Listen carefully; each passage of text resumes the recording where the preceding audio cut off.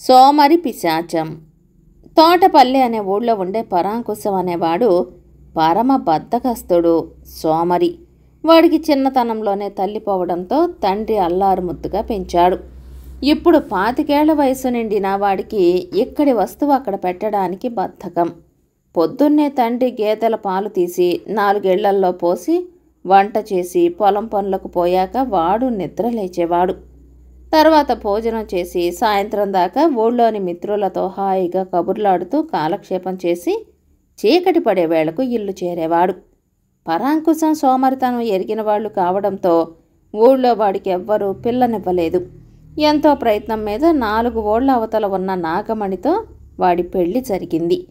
పెళ్లిలో వాడు తాళిబొట్టుకు 3 ముళ్ళు వేయడం ఎందుకు, 1 ముడి గట్టిగా వేస్తే సరిపోదా అంటూ పురోహితుడితో గొడవ పడుతున్నప్పుడే భర్త సోమరితనం అర్థమైపోయింది నాగమణికి. ఆమె కాపరానికి వచ్చిన 1 నెల రోజుల తర్వాత ఒకనాడు పరాంకుశంతో, అలా తిని కూర్చుంటే పొద్దెలా పోతుంది, అవతల మీ అయ్యకి 60 ఏళ్లు దాటాయి, ఆయనకు పొలం పనుల్లో సాయంగా ఉండవచ్చు కదా అన్నది. ఆ మాటలకు పరాంకుశం ముఖం చిట్లించుకుని, బావుంది, మహా బావుంది, ఈరోజు మా అయ్యకు పొలం పనుల్లో సాయపడమంటావు, రేపు నీకు వంట పనుల్లో సాయం ఇవ్వమంటావు. నీకు తెలీదు, ఏ శరీర శ్రమ పడకుండానే నా బ్రతుకు హాయిగా జరిగిపోతుందని చిన్నతనంలోనే నా జాతకం చూసిన ఒక కోయవాడు చెప్పాడు అన్నాడు. ఇలా 1 సంవత్సరంన్నర కాలం గడిచింది. పరాంకుశం తండ్రి చనిపోయాడు. వాడి భార్య ఒక మగబిడ్డను ప్రసవించింది. అయినా పరాంకుశంలో ఎలాంటి మార్పు రాలేదు. నాగమణి చంటిబిడ్డతో ఇంటిడి పని చేసుకుని పొలం పనులకు కూడా వెళ్ళవలసి వచ్చేది. ఒకరోజు ఎండ తీవ్రంగా ఉండటంతో 10 మాసాల కొడుకును భర్తకు అప్పగించి పొలానికి వెళ్ళింది నాగమణి. ఆమె సాయంకాలం తిరిగి వచ్చేసరికి పిల్లవాడు పెరట్లో ఉన్న పాతకాలపు దిగుడు బావికేసి పాకుతూ పోతున్నాడు. పరాంకుశం కొంచెం దూరంలో ముక్కాలిపేట మీద కూర్చుని తాపీగా వాడికేసి చూస్తున్నాడు. ఇది చూసి నాగమణికి ఇవ్వన అరిచి చేతిలో ఉన్న తట్టను కింద పారేసి చప్పున వెళ్ళి కొడుకును ఎత్తుకుని పరాంకుశంతో, బిడ్డ, నేను రావడం 1 క్షణం ఆలస్యమై ఉంటే బావిలో పడేవాడు. అలా చూస్తూ కూర్చున్న నువ్వు తండ్రివా కసాయివాడివా అన్నది కోపంగా. ఎలాగో నువ్వు వచ్చే వేళ అయిందని ఆగాను, అనవసరంగా నేను కూర్చున్న చోటు నుంచి లేచి వెళ్ళడం దేనికి అన్నాడు పరాంకుశం నవ్వుతూ. ఛీ, నిన్ను నీ సోమరితనాన్ని చూస్తుంటే అసహ్యం వేస్తోంది. ఈ చాకిరి ఎక్కడ చేసుకున్నా నాకు నా బిడ్డకు ఏ లోటు రాదు.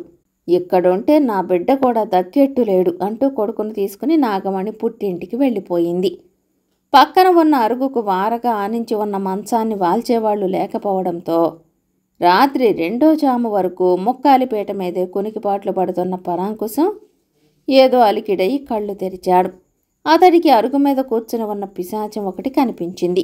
పరాంకుశం ఏమాత్రం భయపడకుండా, ఇంత అర్ధరాత్రి వేళ దేవతలా వచ్చావు, సంగతేమిటి, ముందు ఆ మంచం కాస్త ఇటు వాల్చు అన్నాడు. నేను సోమరి పిశాచాన్ని, నిన్ను చూస్తూనే నువ్వు సోమరివని గ్రహించాను. నాకు చిన్న సాయం కావాలి. సోమరిపోతును సోమరిపోతు కాక ఎవరు అర్థం చేసుకోగలరు, ఎవరు సాయపడగలరు అన్నది పిశాచం. ఇంతకు నేనేం చేయాలి అని అడిగాడు పరాంకుశం.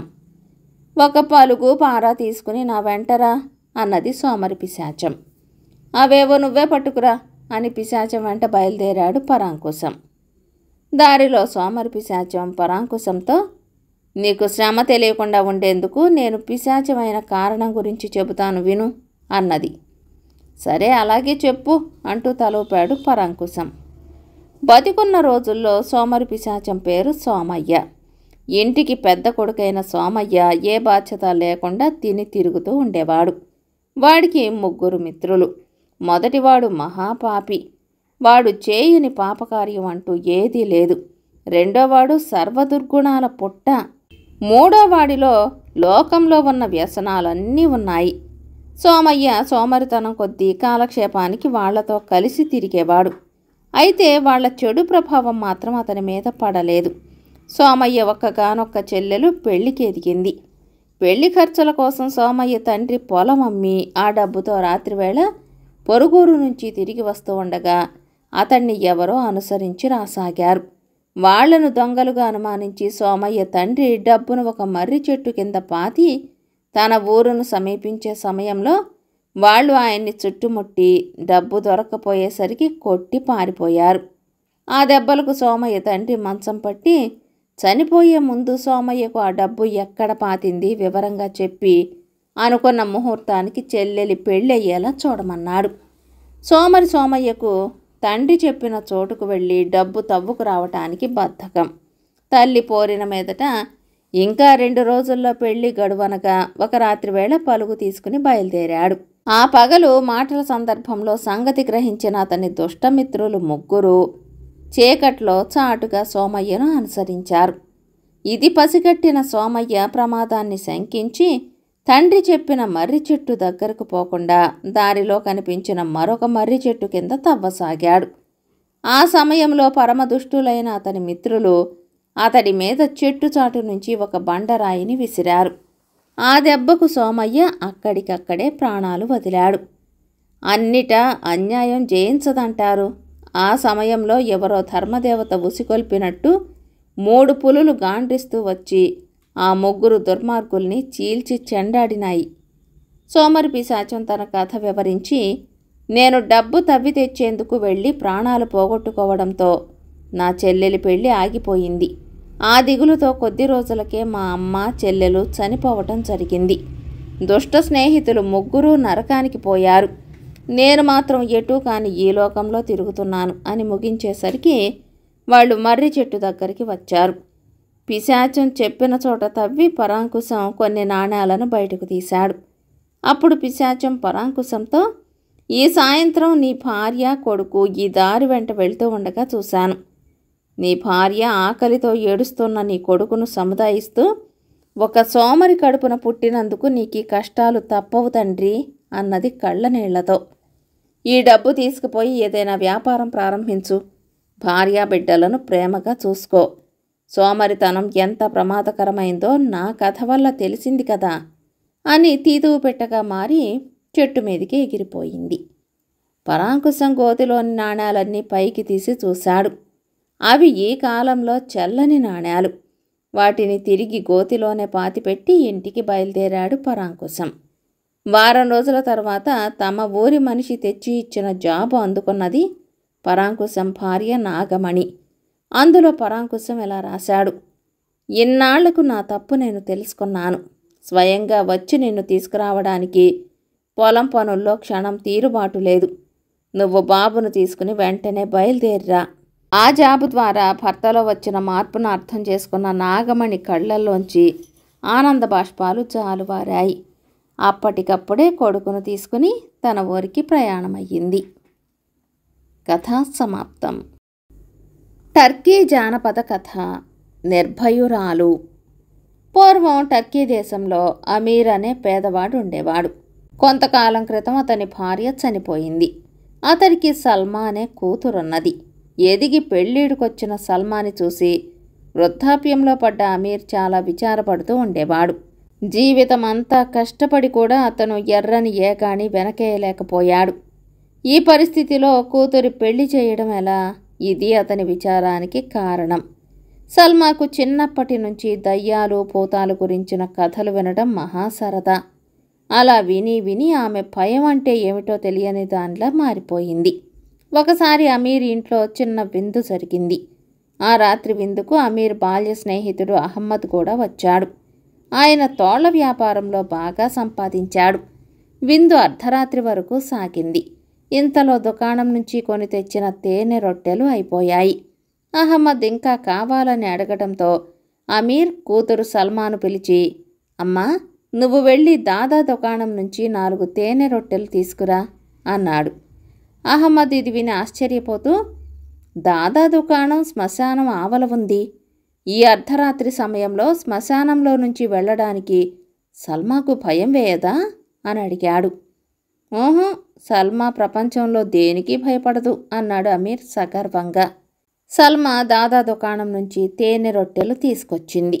అప్పుడు అహ్మద్ అమీర్తో, రేపు అమావాస్య. రేపు అర్ధరాత్రి నీ కూతురు శ్మశానంలోకి వెళ్ళి అక్కడి నుంచి ఒక కపాలం తీసుకురాగలదా అని అడిగాడు.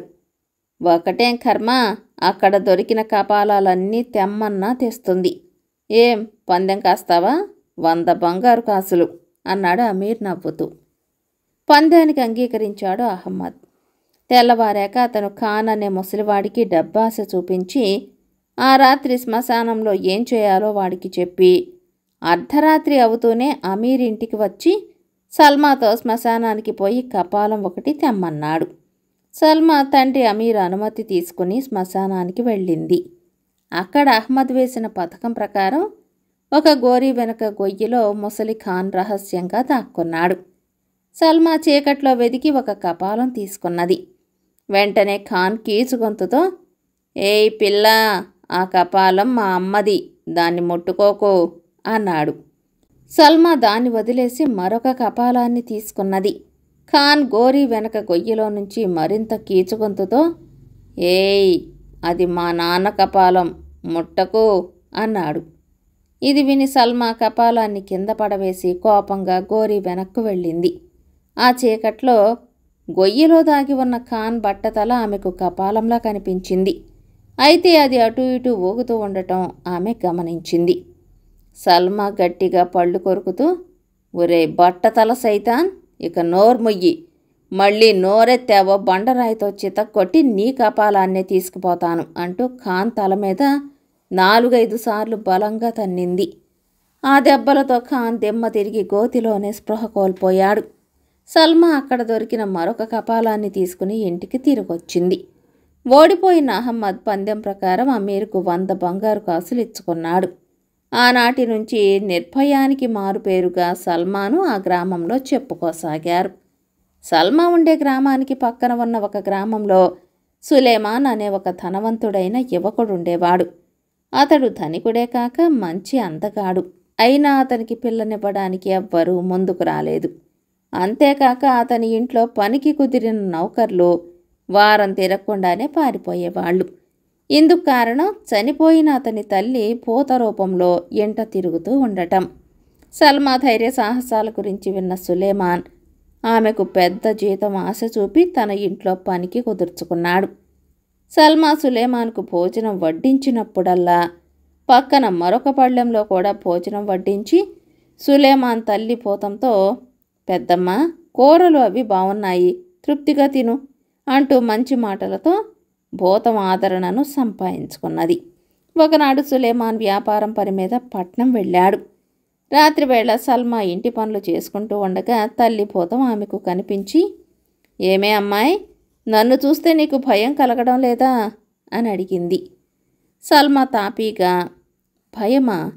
నాకేనాడు భయం అంటే ఏమిటో తెలియదు పెద్దమ్మా, పైగా మీరు చాలా మంచివారు అన్నది. ఆ జవాబుకు తల్లిపోతం చిన్నగా నవ్వుకుని, నీ నిర్భీతి అందచందాలు నాకు తృప్తి కలిగించినాయి. అయితే వీటికి తోడుగా ఎంతో సంపన్నుడైన నా కొడుకు ఇంటి యజమానురాలిగా మంచి తెలివితేటలు కూడా కావాలి. అవి నీలో ఏపాటి ఉన్నాయో నాకు తెలియడం లేదు అన్నది. ఆ మాటలకు సల్మా తల వంచుకుని ముసిముసిగా నవ్వుకున్నది. తల్లిభూతం ఒక క్షణం ఆగి, ఈ ఇంటి దిగువన ఒక నేలమాళిక ఉన్నది. అర్ధరాత్రి వేళ చీకట్లో నువ్వు నా వెంట అక్కడికి రాగలవా అని అడిగింది. అదెంత పెద్ద పని పెద్దమ్మా అంది సల్మా తొణక్కుండా. తల్లి భూతం ముందుండి దారి తీసింది. సల్మా భూతం నుంచి వచ్చే వెలుగులో దాని వెనకనే నడవసాగింది. భూతం ఆమెను ఒక గదిలో ఉన్న మెట్ల మీది నుంచి కిందికి తీసుకుపోయింది. అక్కడ కొన్ని ఇటుకరాళ్లు చిందరవందరగా పడి ఉన్నాయి. భూతం సల్మాతో ఆ ఇటుకరాళ్లను పక్కకు లాగమన్నది. సల్మా అలాగే చేసింది. అక్కడ ఉన్న ఒక గుంటలో 2 రాగి బిందెలున్నాయి. అందులో ఒకటి పెద్దది, రెండవది చిన్నది. రెండింటి నిండా అంచుల వరకు బంగారు కాసులు మెరుస్తూ కనిపించినాయి. భూతం ఆ బిందెలను సల్మాకు చూపుతూ, సల్మా, నువ్వు అన్ని విధాలా నాకు నచ్చావు. ఇక ఈ ఇంట నా కొడుక్కు రక్షణగా నేనుండనవసరం లేదు. ఆ పెద్ద బిందె నా కొడుక్కివ్వు, చిన్న బిందె నువ్వు తీసుకో, సరేనా అంటూ మాయమయ్యింది. తెల్లవారి సులేమాన్ పట్నం నుంచి తిరిగి రాగానే సల్మా అతనికి రాత్రి జరిగింది చెప్పి, మీ అమ్మగారు బంగారు కాసులున్న పెద్ద బిందె నన్ను తీసుకుని చిన్న బిందె మీకివ్వమన్నారు అన్నది. ఆ మాటలు వింటూనే సులేమాన్ సల్మాన్ ఒకసారి నఖశిఖ పర్యంతం పరీక్షగా చూసి ఆహా అంటూ పెద్దగా నవ్వి, సల్మా 1000 మాటలెందుకు, నేను నిన్ను పెళ్ళాడదలిచాను. అప్పుడు పెద్ద చిన్న బిందెల నిండు బంగారమంతా మనదే అవుతుంది, ఏమంటావు అన్నాడు. సల్మా సిగ్గుతో తల పక్కకు తిప్పుకొని ఏ జవాబు చెప్పకుండా తన ఇంటికి వెళ్ళి తండ్రి అమీర్తో జరిగినదంతా చెప్పింది. అతను కూతురు అదృష్టానికి పరమానందం చెందాడు. ఆ తర్వాత వారం తిరగకుండానే చుట్టుపక్కల 100 గ్రామాల్లో అందరికన్నా సంపన్నుడైన సులేమాన్తో భయమంటే ఎరగని సల్మా వివాహం వైభవంగా జరిగిపోయింది. కథ సమాప్తం. రాజు కొడుకు మంత్రి కొడుకు. పుష్కరావతి నగరాన్ని ఏలే గూఢసేనుడనే రాజుకు ఒకే ఒక కొడుకుండేవాడు. అతనికి చిన్నతనం నుంచి మంత్రి కొడుకుతో గాఢమైన స్నేహం ఉండేది. ఇద్దరూ ఒకే వయసు వాళ్ళు, ఒకే విధమైన రూపురేఖలు కలిగి ఉండేవాళ్ళు. వారి మధ్య స్నేహం ఎంతగా పెరిగిపోయిందంటే వాళ్ళు ఒకరిని విడిచి ఒకరు క్షణం కూడా ఉండలేకపోయేవారు. ఇలా కొంతకాలం గడిచాక రాజు కొడుకు పెళ్ళి అహిఛత్రంలో జరగటానికి నిశ్చయమయ్యింది. రాజు కొడుకు మంత్రి కొడుకును తనతో పాటు ఏనుగుపైన ఎక్కించుకుని పరివారంతో సహా అహిఛత్రానికి బయలుదేరాడు. సాయంకాలం అయ్యేసరికి ఇక్షుమతి నదీ తీరానికి చేరుకుని అక్కడ మజిలీ చేశారు. అక్కడ భోజనాలయ్యాక రాజు కొడుకు తన దాదిని ఏదైనా కథ చెప్పమని అడిగి ఆమె కథ చెబుతూ ఉండగానే మార్గాయాసం చేత నిద్రపోయాడు. తర్వాత దాది కూడా నిద్రపోయింది. మంత్రి కొడుకు మాత్రం నిద్రపోలేదు. అతనికి ఆకాశంలో ఎవరో మాట్లాడుకునే మాటలు వినిపించాయి. అతను వాటిని శ్రద్ధగా ఆలకించసాగాడు. ఆ మాట్లాడుతున్నది ఎవరో దేవతా స్త్రీలని అతనికి తోచింది. వారిలో ఒకతే, ఈ పాపిష్టివాడు కథ పూర్తి కాకుండానే నిద్రపోయాడు, అందుచేత వీడికి ఈ శాపం ఇస్తున్నాను, ఈ హారాన్ని కింద పడేస్తున్నాను, వీడు తెల్లవారి లేచి దీన్ని తీసుకుని వెంటనే చస్తాడు అన్నది. అలా చావని పక్షంలో నది దాపుల ఉన్న ఆ మామిడి చెట్టు పళ్లను చూసి ఆశపడి కోస్తాడు, కోసి ఆ వెంటనే చస్తాడు అన్నది మరొకతే. అలా కూడా చావని పక్షంలో వీడు పెళ్లివారింట ప్రవేశించే క్షణంలోనే ఆ ఇంటి ముందు భాగం కూలి మీదపడి చస్తాడు అన్నది మూడోది. అలా కూడా చావు తప్పించుకున్నట్టయితే పడకటింట ప్రవేశించి 100 తుమ్ములు తుమ్ముతాడు. వాడు తుమ్మినప్పుడల్లా ఎవరో ఒకరు చిరంజీవ అనని పక్షంలో నిశ్చయంగా చస్తాడు అన్నది 4 ఆమె. ఈ మాటలు విన్నవాడెవడైనా వాడి ప్రాణాలు కాపాడాలని వాడితో ఈ సంగతి చెబితే వాడు కూడా చస్తాడు అన్నది 5 ఆమె. ఆ తర్వాత స్త్రీలు ఆకాశ మార్గాన వెళ్ళిపోయారు. పిడుగుపాటు లాంటి ఈ మాటలు విని మంత్రి కొడుకు చాలా కలవరపడ్డాడు. రాజు కొడుకు చస్తే తను బతికి ఉండలేడు. అలా అని రాజు కొడుకుతో ఈ శాపాల మాట చెప్పి అతనికి చావు తప్పించటానికి కూడా లేదు. అతని చావు అబద్ధము, తన చావు నిజము అవుతుంది. అందుచేత తన మిత్రుడితో ఏమీ అనకుండానే తాను అతని ప్రాణాలు కాపాడాలని మంత్రి కొడుకు నిశ్చయించుకున్నాడు. ఆ రాత్రి అతనికి కన్ను మూత పడనే లేదు. తెల్లవారింది. అందరూ బయలుదేరారు. రాజు కొడుకుకు నేల మీద ఏదో హారం కనిపించింది. అతను దాన్ని తీసుకోబోతూ ఉంటే మంత్రి కొడుకు అడ్డుపడి, దాన్ని తాకకు, అదేదో మాయాహారంలాగుంది, కాని పక్షంలో దాన్ని మన సైనికులలో ఎవరో ఒకరు చూసి ఎప్పుడో తీసుకుని ఉండేవారు అన్నాడు. ప్రాణమిత్రుడి మాట తీసేయక రాజు కొడుకు ఆహారాన్ని వదిలేశాడు. కొంచెం దూరం వెళ్ళేసరికల్లా పళ్లతో నిండిన మామిడి చెట్టు కనిపించింది.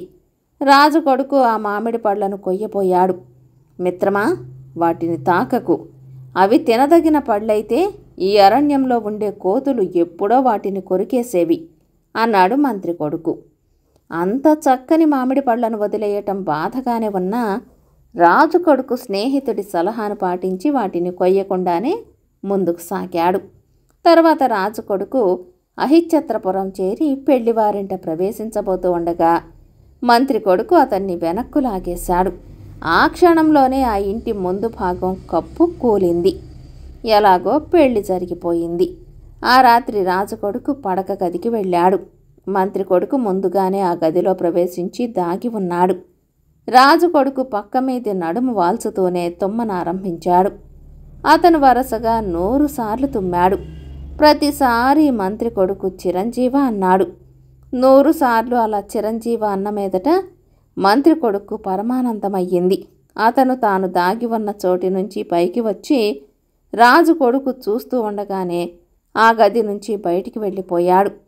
రాజు కొడుకు అది చూసి ఈర్ష్య చెంది తమ మధ్య ఉండే స్నేహం కూడా పాటించక ద్వారపాలకులను పిలిచి, నా పడక గది ప్రవేశించిన ఆ దుర్మార్గుణ్ణి పట్టి బంధించండి, తెల్లవారగానే వధించండి అని ఉత్తర్విచ్చాడు. రాజభటులు మంత్రి కొడుకును తెల్లవార్లు నిర్బంధంలో ఉంచి తెల్లవారగానే అతనితో సహా వధ్యభూమికి బయలుదేరారు. అప్పుడు మంత్రి కొడుకు వాళ్లతో, నన్ను ముందుగా ఒకసారి రాజుకొడుకు వద్దకు తీసుకుపోండి, నేను అతనితో ఒక మాట చెప్పాలి, ఆ తర్వాత నన్ను వధింతురు గాని అన్నాడు. అతను ఇలా అంటున్నాడని వాళ్ళు వెళ్ళి రాజుకొడుకుతో చెప్పారు. అతని మంత్రులు కూడా మంత్రి కొడుకు చెప్పేది వినమని చెప్పారు. రాజు కొడుకు మంత్రి కొడుకును పిలిపించి అతని నోట జరిగిన సంగతంతా విన్నాడు. ఇల్లు కూలిపడటం ఒకటి ప్రత్యక్షంగా కనపడటం చేత మిగిలినవి కూడా తప్పక నిజమే అయి ఉంటాయనుకుని మంత్రి కొడుకును క్షమించి అతనితో ఎప్పటిలాగే స్నేహంగా ఉన్నాడు. కథా సమాప్తం.